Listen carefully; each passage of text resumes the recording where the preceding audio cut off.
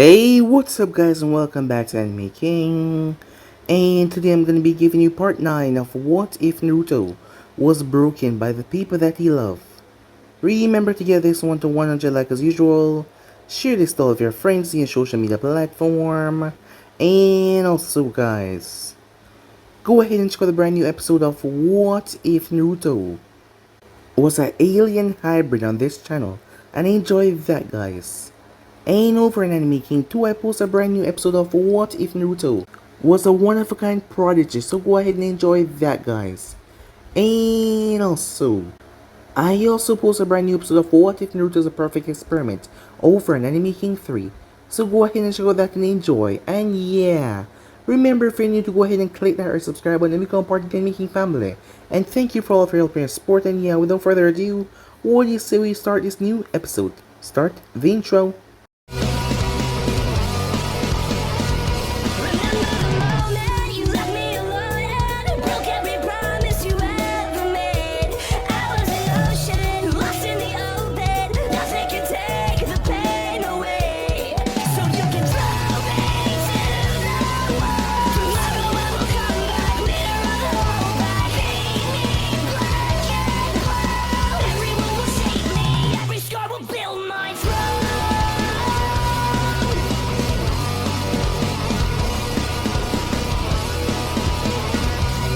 So, the last part we left off.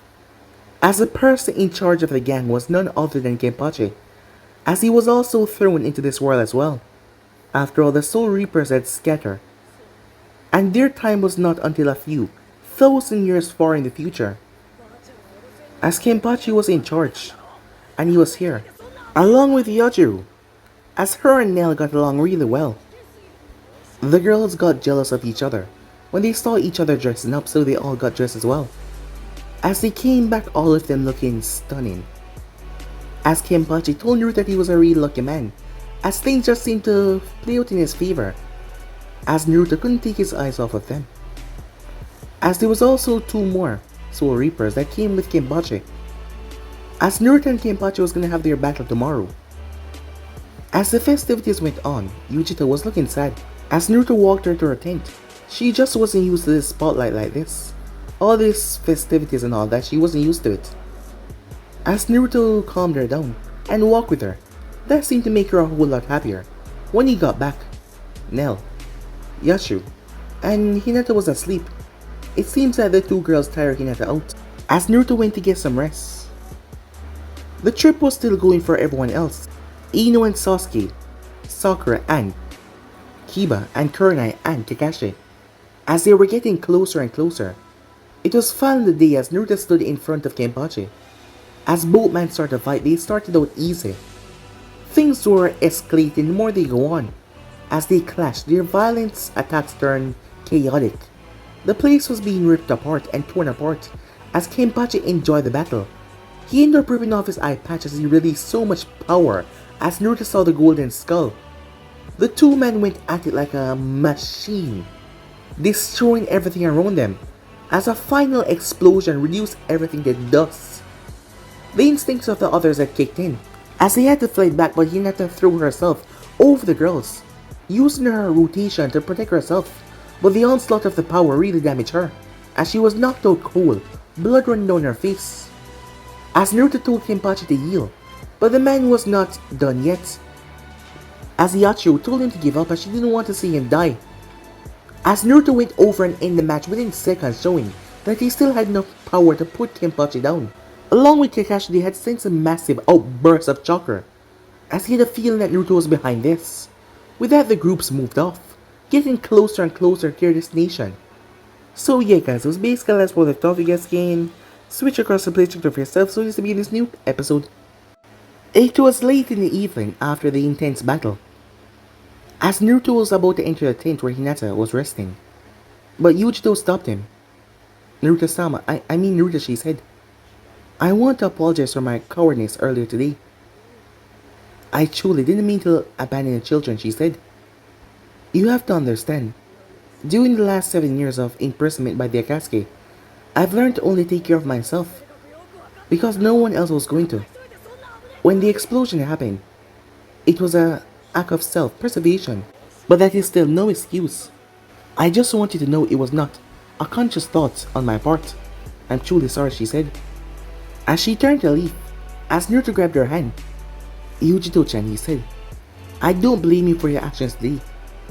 I understand the suffering that you have endured. And I hold no anger because of what happened. The others, they're warriors. People that were bred to protect. I expect them to act as such. Do not blame yourself or feel ashamed for what happened today. Now go and get some rest, he said. We have a long day ahead of us tomorrow. Thank you, Naruto, she said. Several things had happened, as Kingkakashi had announced to his man that Naruto had defeated him in combat. Well, all of them had cowered down upon hearing that, because in the past none of them even come close to defeating Kingkakashi. As Naruto named Kingkakashi as second in command, as he set up a training regime for all of them to start going through in the morning. When all was said and done, he was quite tired, mentally and physically, as he went inside the tent. As Hinata was lying down as he sat beside her, he brushed a strand of hair out of her face as she shifted in her sleep. The sheet covering her chest shifted down a bit, showing a clear blue bra that seemed to struggle to keep her chest in one place. As Naruto remembered that her clothing was in tatters from protecting Nell and Yachiru, Yujito must have removed them when she put Hinata to bed. As he watched her chest go up and down, as he tried to shake away the thought, but a thought popped into his mind, and he had to save her curiosity, as he wondered if they matched. As he slowly left the sheet, it does. Naruto-kun, what are you doing? Naruto froze. His face turned red in embarrassment. Hinata-chan, I'm sorry, he said. I was just checking on you. And Hinata grinned as she saw Naruto flustered, as he attempted to stammer out an apology. It was a refreshing reversal. Normally, she was the one stammering around him. As she sat up, she cuffed his cheek and leaned forward and gave him a kiss. It's alright, Naruto-kun. I don't mind you looking. Her mind in an instant started to worry. Nell, Yachiru, are they alright? As Naruto pulled her into a hug. They're both alright, thanks to you. I'm sorry that our battle hurted you, said Naruto, as she could feel his hot breath in her neck as he spoke, and it sent shivers down her spine. Oh, that's good, she said. Where are they now, Naruto-kun? Yoruichi and Chansui are babysitting them tonight. I made sure the kids got a lot of treats, so they should be on a sugar high for the next couple of hours, to keep both of them occupied for the rest of the night. Hinata was finding it really hard to concentrate, as his hot breath in her neck was making it really difficult. It made things worse when he started to tease her by kissing her neck, her weak spot that he knew about so much. As she started to breathe heavily. Why did you do that, Naruto-kun, she said, her voice coming out raspy. It was the best form of punishment I could come up with, for them leaving you and the kids behind. On the bright side, I left word so that we won't be disturbed for the rest of the night. From now until morning, it's just you and me, Haim. As he bit her neck, as she simply moaned in pleasure. He knew her spots, every single one of them. She couldn't take it anymore. She launched herself towards him, as their lips met in a passionate kiss. Time skip. The both of them were covered in a sheen of sweat, as she was resting her head on his chest, listening to his heartbeat. Hinata-chan, said Naruto. That was amazing. She finished for him, as Naruto chuckled. Yes, it was, he said. Naruto-kun, can I ask you something? What is it? When you're ready, I would like to go again, she said, as Naruto looked down towards her. Well, this was going to be a fun night. The next day, as they went into the main eating hall, as Hinata and Naruto saw that Yoruichi and Shansui, their head was on the table as they seemed to be fast asleep. The two girls came inside, as they seemed to be playing outside a moment ago. As Nell came over and sat down, as she sniffed the air. Naruto-kun, she said, you smell like Hinata-chan. Nell then sniffed as she turned towards Hinata. And you smell like Naruto-kun. How come, she asked. Hinata turned red in embarrassment as Kingkakashi spit out his drink with a boisterous laugh that woke the two up that were sleeping. As they looked up, they looked really tired. Well, it was their punishment. Nell-chan, said Naruto. Yeah? Eat your breakfast. There was many more reactions to what Nell said, Her question was innocent and she was just curious, but ever since both of them stepped inside, Yujito has been eyeing Hinata. The way that she held herself, something was different. She was practically glowing, not to mention the warm smile and the way she was basically nestling into Naruto. The way his arm was draped about her shoulders, drawing her close. But it wasn't until she heard Neil question. That was when she understood why. You should have claimed him when I told you to, kitten. No, it looked like you lost all the white eyes over there. Maybe purring inside of her mind. Would you shut it, said Yujito. It seems I hit a nerve. You're wrong, said Yujito. I don't care if they have, if... She stammered in her mind, trying to find the words that she wanted to say, but she was feeling really badly. As she got up and suddenly rushed out of the tent. Too many emotions flooding her brain. As Naruto saw the look on her face before she left, he realized she must have figured it out. Hinata squeezed his hand. I'll talk to Naruto-kun, she said. So, you two were knocking boots last night. Yorichi said. As Neil asked curiously, Naruto-kun, what does knocking boots mean? I'll tell you when you're older. Much, much older, said Naruto. For the second time that morning, Kenpachi started to laugh, as he found the whole thing amusing. Time skip. As Naruto stepped in the main tent, as he had his skull mask on, it gave him a rather terrifying look. Kenpachi was to his right, with Yorichi sitting on his shoulder, as Shunsui was to the left. Shunsui looked disinterested in all of this as he simply yawned, but the bandits were focused on Naruto, as they were afraid. Why does he look like he's gonna kill us all? One of them murmured. Hello, maggots, said Naruto. I'm so glad that you're all here. Kenpachi might have not told you why I came here.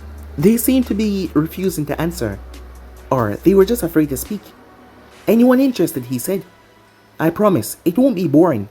A few of the bandits in the front wanted to know, as he was supposed to be their new leader now. As they grumbled something, unhearing, but Naruto explained his plan to them within 5 minutes. Needless to say, he received several different reactions. Some of the stronger bandits like Daisuke looked interesting but skeptical in all of this. But the weaker ones were downright terrified. I can't promise you victory, but I can promise you fame, glory, and more importantly, money. Hearing that, an excited murmur ran through the crowd. All of them wanted money. As Naruto unsheathed his blade, I can promise you if you survive the hellish weeks of training I have for you, you will become stronger. Stronger than you ever dreamed possible. As Naruto held the gleaming blade, his tone started to take on a darkish view.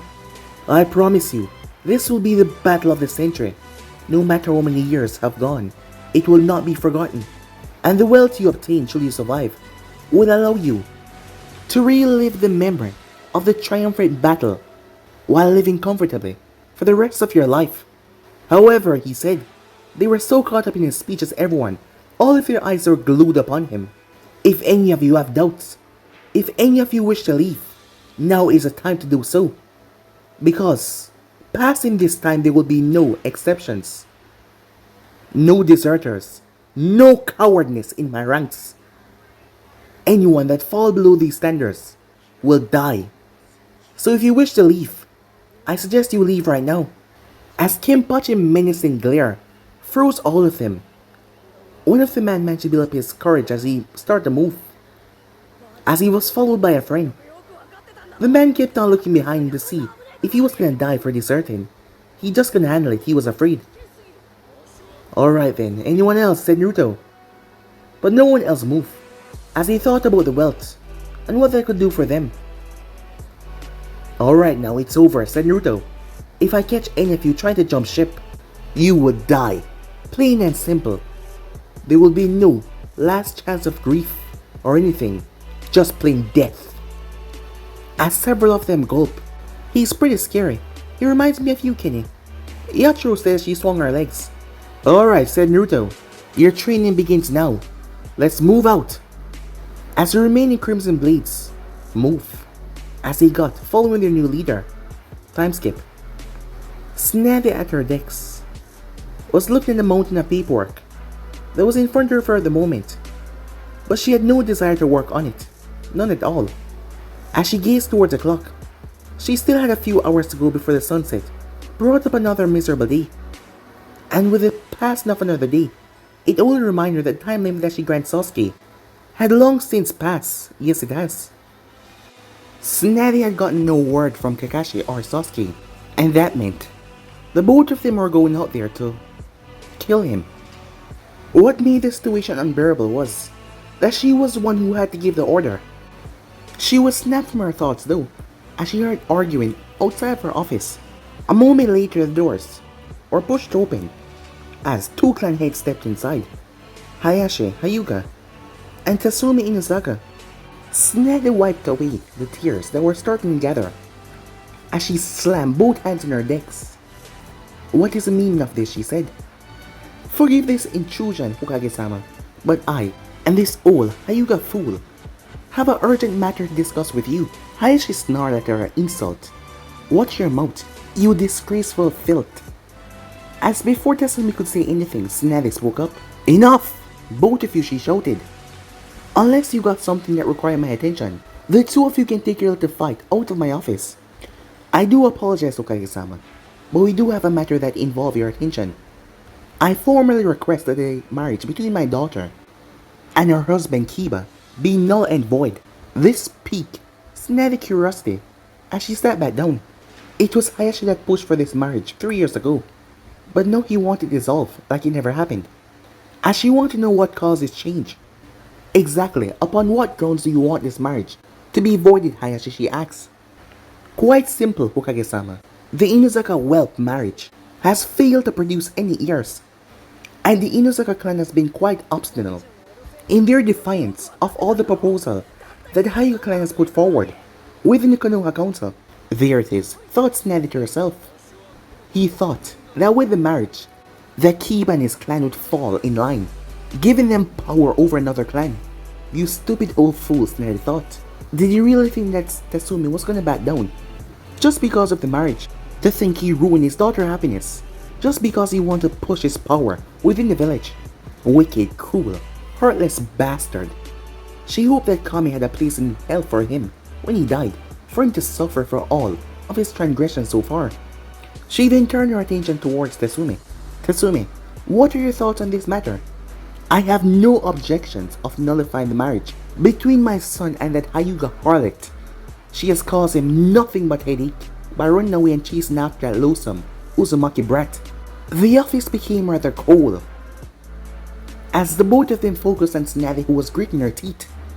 Tatsumi, you're an old friend of mine. I will give you a pass because of your grief over the whole thing. But don't you dare speak that way about Naruto or Hinata again, especially around me. You know as well as I do that Hinata has been nothing but faithful to your son through their entire 3 years of marriage, and Naruto has done nothing but respect that marriage by backing off completely. Then why did she run after him? If he's done nothing wrong, Hokage-sama, said Tatsumi. I know it's hard for you to hear, but she always and will always love Naruto, not your son. And I don't want to hear any of you pretending like you were oblivious to this. Both of you knew who Hinata loved in the first place before you rammed this arranged marriage down her throat. As Tatsumi lowered her head, yes, I know, yet you still let this power-hungry bastard convince you to go through this arranged marriage, knowing what this would do in the long run. Tell me, why did you do that? Now see here, said Hayashi. Shut it, said Snazzy. I'm talking to Tatsumi. I'll get to you in a moment, she said, as she focused on Tatsumi. I did it because I love my son. And he was so desperately in love with the girl. I just wanted to see him happy. I like Hinata, and she has remained faithful to Kiba during their marriage. And I know that Naruto is a loyal friend to my son and would never betray him in any way. I apologize for what I said about them. Look, Tatsumi, I'm sorry about the pain that you and your son are going through right now. But the both of you need to realize, she doesn't love Kiba in the way that he wants her to. She will always love him as a close friend and a comrade. But she will always be in love with Naruto. And there's nothing that can change that. I know. I was just hoping that one day, maybe that she could love him the way he loved her. That is why I agreed to marriage, said Tatsumi, her voice full of nothing but regret. She tried. Over 3 years she tried to be a good wife to your son, which wasn't easy considering How he treated her, more like a possession and a trophy than a real wife. I know she did.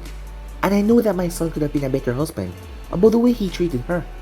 I thought eventually he would realize how he was acting, and maybe he would have straightened himself out. But I guess she finally reached her limit. As Tetsumi sighed, well, okay then. I can see that the both of you has agreed with the nullification of the marriage. Then what is the problem?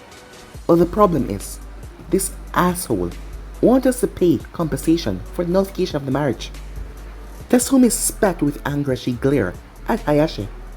I see nothing wrong with that, considering that my daughter spent 3 unproductive, unappreciated years married to your whelp. The same thing that you two just got done talking about. And since he failed to produce any kind of heir for either clan, a compensation is necessary. And not unreasonable, said Hayashi. Why, you smug, arrogant bastard. How dare you place the blame of having no children on my son alone, said Tetsumi. Well, you certainly cannot blame my daughter. Hyuga woman has always been very fertile. So if your mongrel had been doing its job, they certainly would have had one, or at least more by now. Snavy had to step between Tetsumi and Hayashi. Both of you calm the hell down, said Snavy, before I threw you into 2 cells to make you calm down. Now, I will make my ruling, which will be the final on this matter, she said. Both clan heads sat back down, as they glare at one another. Now, Hayashi, it is your clan that is filing for the annulment of Hinata and Kiba marriage. Yes, that is correct, Hokage-sama, Hayashi said. And you, Tetsumi, do you agree to this? Yes, Lady Hokage, I do. Very well. Then I agree that compensation is in order on this matter before I null and void this marriage contract. But, well, Lady Snavy, you can't mean... Tetsumi stuttered. Snavy raised a hand to silence the woman, as Hayashi smirked. Yes, Tetsumi, I do. Hayashi Hyuga, since you are the active party that wished to dissolve this marriage, your clan will pay the Inuzaka clan in recompense for 1 billion Ryu for each year Hinata has been married to Kiba, which is over 3 years, so the grand total is 3 million Ryu. The smile that Hayashi had quickly fell away the moment he heard that, as he jumped out of his chair. That is preposterous. The Hyugas refuse to pay anything to the Inuzakas over this matter. The Hyuga clan is the injured party here, not them. Shut the hell up, Hayashi, said Snelly. Your clan is far from being the injured party in this matter. The ones that are injured is those 2 kids. And since you and your clan is the one that want this annulment, your clan will pay to make it happen. Unless perhaps you want him to stay married and finally produce this heir that you have been screaming for. Hayashi clenched his fists. I would sooner accept an heir from the Uzumaki brat than have anything to do with this wretched canine clan anymore. Well, there's another option, but I'm not sure that you would agree to it. Because of the great love that you hold for your daughter, Snade said with sarcasm at the end. What would this other option be, he said. Well, it's quite simple. If you were to banish your daughter from the Hyuga clan, renouncing any rights or holding or claim that you have on her, this will become a simple marriage, and not a marriage between 2 great clans. And Hinata will become a mere citizen if you do this, and there will be no compensation to either clan to affect the annulment of the marriage. If you would like some time to think this over, I agree with those terms, Hayashi said, interrupting her. Snavy looked at the man in surprise. How quickly he banished his daughter without even a second thought. Hayashi Hyuga, is it your position that you relinquish all rights and obligations from your daughter and she become an ordinary citizen of Konoha? Yes, I do. Well, you need to sign a clan release lease and a parent release lease as well for me to authorize this legally. Fine. Whatever, I could care less. She's of no use to the clan anymore after being serving as a running post for the Inuzaka mongrel for the last 3 years. No decent clan of the elemental nations will want her now that she's damaged goods. Your concern for your daughter's well-being is touching, Hayashi. Sign at the bottom, said Snally as she pushed him the paper. Nothing but disgust on her face as she looked towards the man. Once he was done, Snally stomped the paper. It's official now, she's a normal citizen of Konoha, and no rights or claims can be placed upon her from the Hyuga clan. As such, I will grant the annulment and there will be no compensation from your clan. If you have nothing else to discuss, you may leave. Hayashi got up as he walked out of the office. After he was gone, Tsunade sat there as Tatsumi turned towards her. Why in common name did you do that? What did I do, Tatsumi? You just left Hinata without a home. Should she return back to the village? I may not be happy with the girl because of what happened between her and my son, but I don't want to see her homeless out in the streets. Hinata will never have to worry about having a roof over her head, said Tsunade. But that still doesn't explain why you had Hayashi banish his own daughter. I didn't have Hayashi do anything. He made his choice. I know, but, Tatsumi, I did it because, 3 years ago, the girl came to me terrified, begging for me to do something to stop, or somehow make her escape this arranged marriage. Oh, I see, said Tatsumi. No, you don't see. It wasn't the prospect of being married to your son. That wasn't what terrified her. She truly cares about and loves your son, but not in the way that Kiba wanted her to. What terrified her was the fear of losing Naruto. She pleaded with me, with tears in her eyes, to help her some way. But instead of trying to help her, I chose a cowardly way out. Knowing that it would be backlash, I told her I couldn't get involved between the two clan affairs. And by doing that, I sent her into the clutches of that self-serving bastard who was just here. By not helping her back then, I destroyed her happiness. But not only her, I destroyed Naruto's future. As Tsunade lowered her head, once Hinata got married, Naruto backed out of her life, and he went into a pit until Ino came. I hope that she could have helped Naruto regain what he lost with Hinata. And after a year, it seems like she had. But when she left him for the Nara, it sent him into a pit that sucked away everything. His personality, his emotions. It took him all away, leaving a dry, empty person. And I still don't forgive myself. And I'm not sure that I ever will, for my part that I played in it. And as for Hinata, if she does return back to the village, at least I gave her a life, to live away from Hayashi, control over her. That is why I brought out the banishment option to her father. It doesn't make up for not helping her 3 years ago, but it is a start. I can only pray to Kami if she does return, that she will have Naruto with her. As a brief moment of silence passed between them until Tatsumi spoke. As much as I hate to agree with Hayashi, I wish that Kiba and Hinata had blessed us with a grandchild, a heir to our clan. Tsunade raised her eyebrow before she scoffed. Don't hand me that crap, Tatsumi. I know of 2 civilian girls over the past 3 years that had given you a grandchild because of your son, should we say, indiscretion. And you know about them as well. Tatsumi turned her head away in shame as she spoke in a rather low tone. Yes, I know about them. It's actually 3. Then there you have it, heirs to your clan. But none of them are from a shinobi clan. They're just civilians. Inuzaka tradition mandate that heirs must come from 2 shinobi clans. Oh, screw tradition, said Tsunade. It's an old law, and it doesn't serve any purpose anymore. Are you really gonna allow those 3 women and their 3 children to be alone without their aid, never getting to see your grandchildren?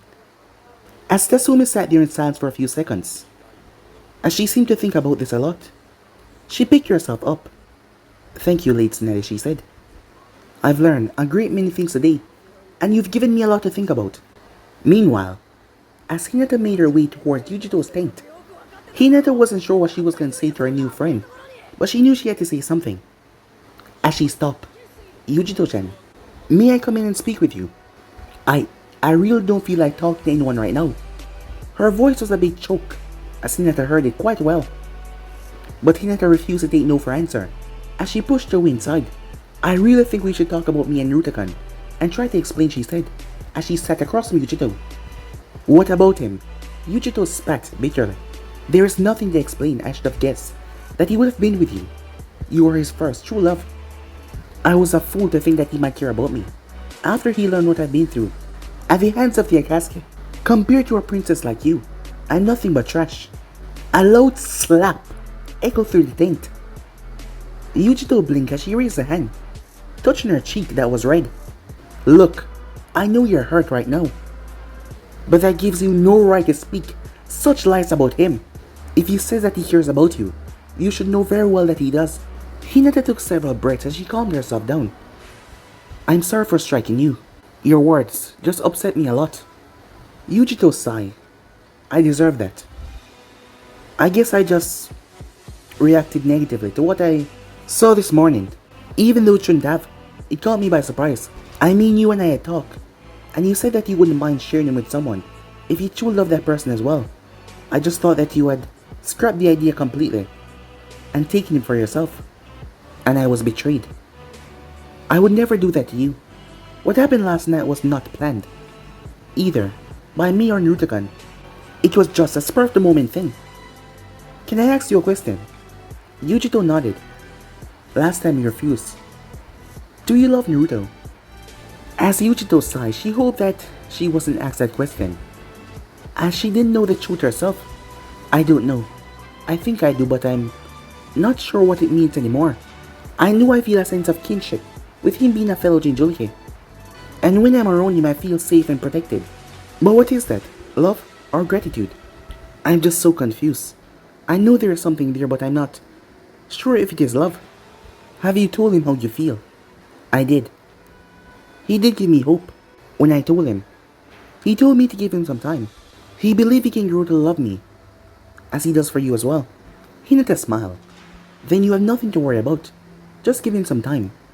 I'm sure everything will work out. Yujito's smile caused Hinata to smile as well. Thank you, Hinata-chan, she said. Can I ask you a question? Sure. I want you to tell me, how was Naruto-kun life growing up in his village? As Hinata pondered over the request. Well, it's a long story, but we do have the time. As she made herself more comfortable, as they started to talk for the next several hours. Time skip. Ino could still detect the trace of chakra, tainted chakra hanging in the air. Although it's been a day ago, as she felt this feeling before, she knew what it was, the Kyuubi. She and Sasuke was making their way, following the trail of energy that they hoped would lead them to Naruto. Every turn, every tree they left from, it was getting thicker and thicker, to the point where normal shinobi would have thrown their guts out. Then suddenly it vanished. A sense of peace was left. Then there it was. Though it was a distance away, Ino could feel it. As she could feel Naruto's chakra over the horizon, as she started to get timid and frightened upon his reaction seeing her again, as she started to have second thoughts. No, she told herself in her mind. She was firm in her mind that chasing him was the right thing to do, but she was scared. Sasuke noticed her slowing down as he stopped. Ino, are you okay? She shook her head, not taking another step forward, as she started to shake her head frantically. Her breathing started to increase, almost like she was gonna hyperventilate. As it was, her eyes were wide, swimming with fresh tears. Panic gripped her so tight and held on to her. No, I can't. As Sasuke reached out to touch her, but she grabbed him by the shoulders and shook him. Don't you get it? We haven't talked in 2 years. What if he still hates me? Sasuke was struck speechless as he scrambled out of her grip. You really love him, don't you? She gave a solemn nod as she looked down towards the ground, as she thought about him. As Sasuke stopped, trying to make her calm her fears, as he looked towards the setting sun. Now was the best time to start camp. They had pushed hard, and they were quite tired from the effort. But Sasuke realized that she wasn't the only one with a fear of a reunion with Naruto. Sasuke knew that the time limit that Tsunade had granted him was currently over, and when he saw Naruto, and if he refused to come back, he was to eliminate him. The mere thought of trying to do that, Sasuke did not relish it one bit. So, having this delay was actually making him happy, so that he could come to terms with what he was gonna do. Yet his mind was, well, stuck. Let's set up camp here and get some rest. We'll probably catch up with him in a day or two, so there's no reason for us to rush and find him. After a good night rest, we'll start again in the morning. Does that sound alright with you, Ino? Ino immediately nodded. At least that would help her mind. Meanwhile, as Kurina and Kakashi were sitting around a small campfire in silence, the Konoha Jonins had spoken very little. Out through the day, things have been a bit uneasy since the unfortunate incident in the sleeping bag, and both of them felt foolish that such a little thing could cause a change in the relationship. Well, truth be told, it was more than an incident that was bothering the two. The both of them were developing certain feelings for the other. That was the main concern here. Neither one of them wanted to admit with themselves or the other that these new emotions were coming up. so it was causing him to withdraw in on himself. Kakashi was the one that finally broke the silence though. Well, if Naruto's position doesn't change, we might reach in a day or two. We should head out as soon as tomorrow, so I'm gonna get some sleep. Good night, Kunai. Good night, Kakashi, she said, as she watched as he covered up in his sleeping bag. A cold breeze passed as she shivered, remembering that she still didn't have her things. She shivered once more as another wind came blowing through the camp. She released a sigh as she realized what she had to do. Kakashi, are you asleep? She asked. Kakashi rolled over to face her, as he noticed her shivering. No, I'm still awake, as you can see. Well, I'm sorry to ask this, but can I share your sleeping bag with you once again? As Kakashi cocked his visible eyebrow in curiosity. I don't know. You're not gonna hit me again in the morning, when you wake up. Are you? He asked. No, I'm not gonna hit you again, Snally said in an exasperated tone.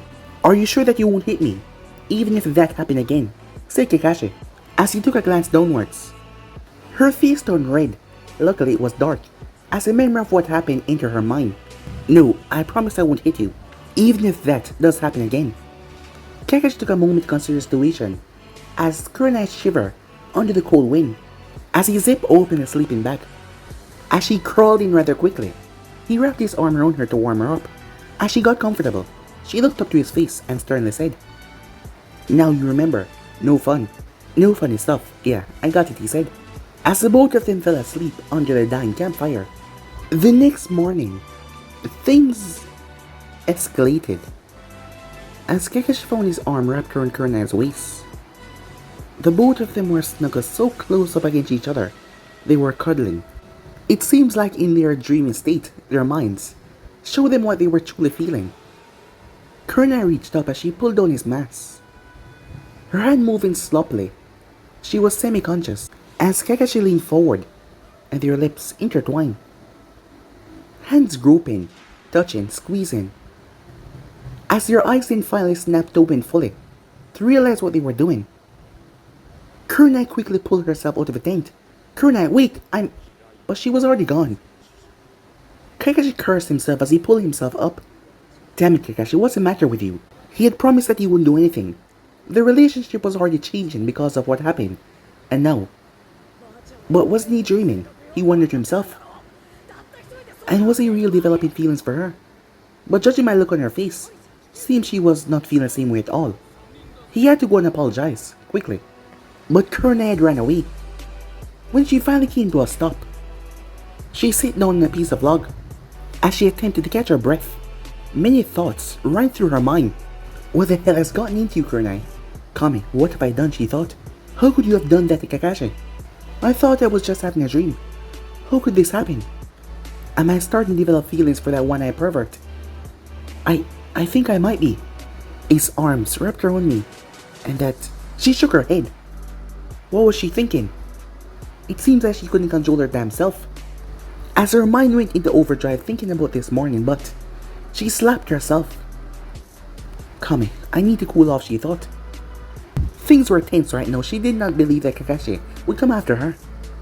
As she saw the warm lake over there, waiting for her, inviting her in. As she stripped down.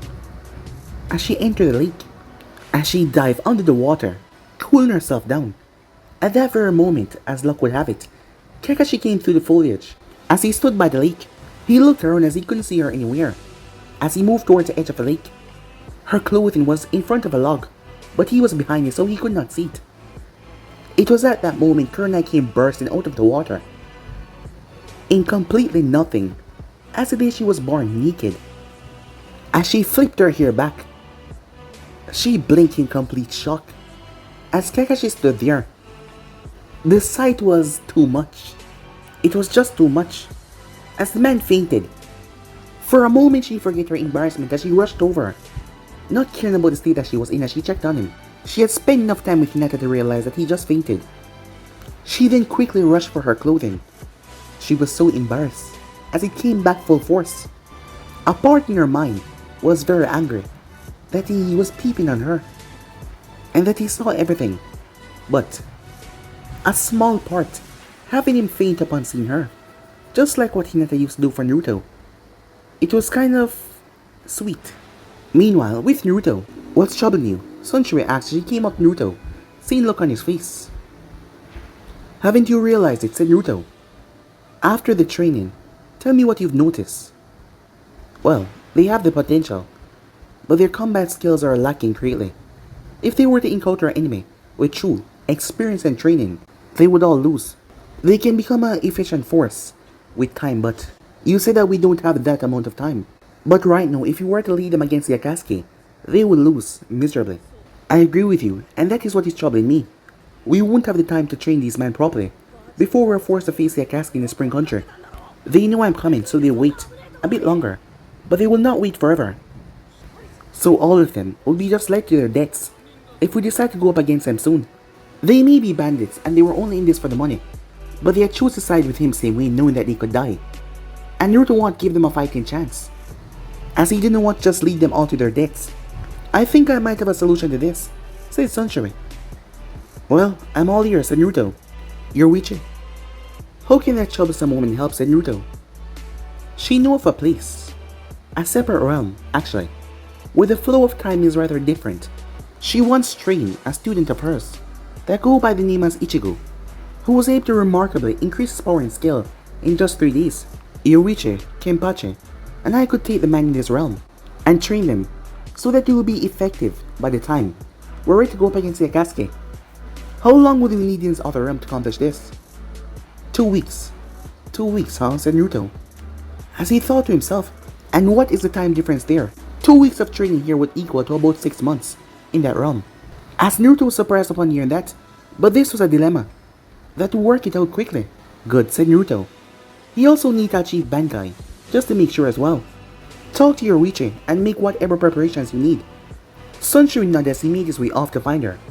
Meanwhile, Sakura was growing rather impatient as she sat in the home of Tsunami and her father Tazuna and their grandson Inari. She desperately wanted to resume her search for Naruto, but right now she was stuck and she knew it.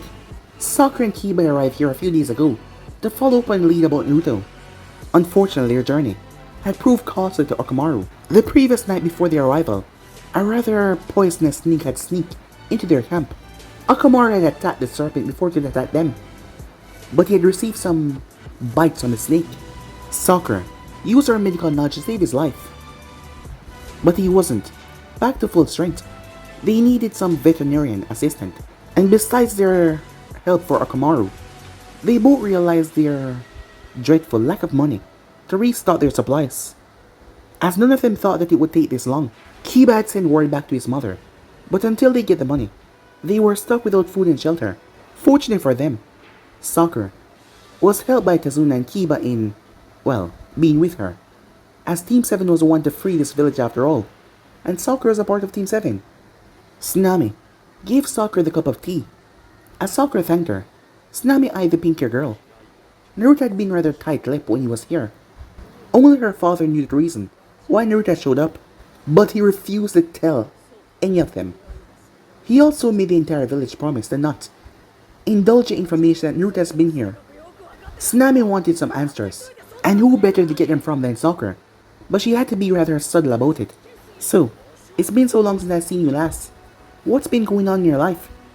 Sakura didn't want to talk about herself right now, but Tsunami was a good person that was offering them aid, and she didn't want to be impolite.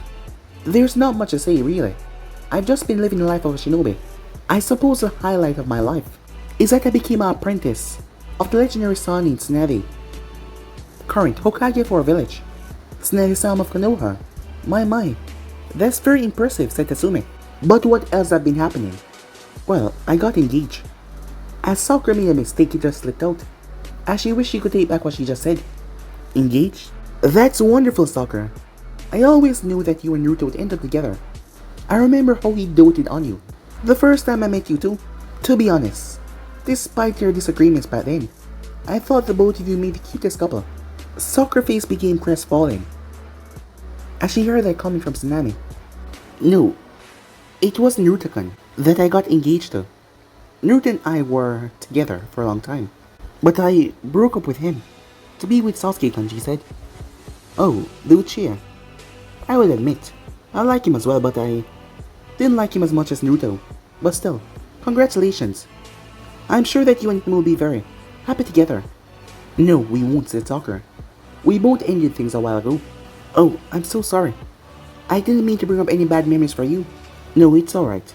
It was a mutual breakup on both parts. It still hurt a bit though to talk about it. I understand if you don't want to talk about it. Let's change the subject. So, how is Naruto doing these days? Before anyone could say anything, Inari opened the door as he was coming inside. Shouting could be heard going on outside. Inari, what's going on? Who's shouting? Kiba-san is arguing with this young lady who arrived with 3 dogs. She said that she was his sister Hana. Anyway, she gave him a piece of paper to read. Once he did, he got angry and he started yelling at her. Something about their mother can't do this to him. And why that he should leave Naruto alone. Sakura quickly got up as she moved towards the door. As she listened. I don't care what she has to say. I'm not going back to Konoha without my wife. She's not your wife anymore, don't you get that? The marriage has been dissolved. But they can't do that. They did. As of right now, you and her are divorced. I'm sorry, Kiba, I know it must hurt. But what is done. As Hana knelt down to check on Akamaru. As Kiba was turning red with rage, he stomped his foot on the ground. I don't care what they have to say or what they have done. The two of them can go to hell. Neither I or Hinata agreed to this divorce. I'm bringing her back. Hana's eyes snapped towards him. She was quite angry. You idiot. You don't think that Hinata will agree? The moment she hears about this, she will agree, with no hesitation. Why? Because of Naruto? No, not because of your friend. He's not my friend. Yes, he is. Whether you want to acknowledge it or not. And your problem with your marriage, it isn't because of him. Then who is it? It's you, Kiba. Kiba lost his temper. You don't know what the hell you're talking about, you bitch. Hana got up as she stepped towards him as things escalated. But guys, be in subscribe right here. If you want to see the next part, do like, subscribe, comment down below, and turn on the bell notifications they posted. Remember, share to all of your friends in your social media platform. And also, guys, stay tuned for the rest of the what is coming your way over in Anime King 2, Anime King 3 as well. And if you're new, yes, you heard that correctly. I did have 3 channels, Anime King 2, Anime King 3, which I post what if every single day for you guys to enjoy. But I'm out for now, see you guys soon. Peace out.